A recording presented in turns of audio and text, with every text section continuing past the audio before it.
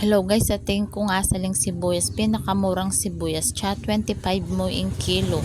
Yan no, sindagol na yung bayag na yung asawa nyo, pwede na lang panggisa-gisa para kareng iluluto yung manyaman eh guys. Tsaka pala may asali ko palang kamatis, ayun kasanting dakulen eh, maluto lang maluto, tsa 30 mo naman in kilong kamatis. Kaya yung ulam po ngayon ni pritong ebon, tsaka dakala sibuyas guys. Manyama kasi kaya pritong ebon, marakala sibuyas.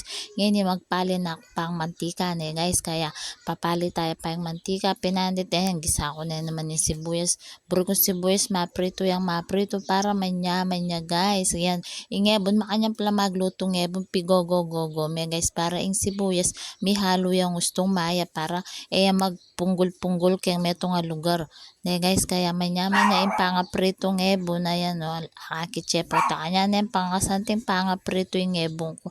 Ayan, kasante na pangaprito na bala mo pitsaya mo yan ngayon ibaliktad kaya kanya nabaliktad kaya hindi guys, siguro baliktad ko naman. Ayan, nabaliktad ko na ayos si mapa baliktad kaya kagaling ko pala magbaliktad debon guys. Ngayon imigisa ko palang bago kaya ng pampalasa kaya ang ulam ko kaya maganang kang manyaman na kada abak basta yan yung ulam mo pritong ebon ng pambago kampong tiltilan mo kamatis.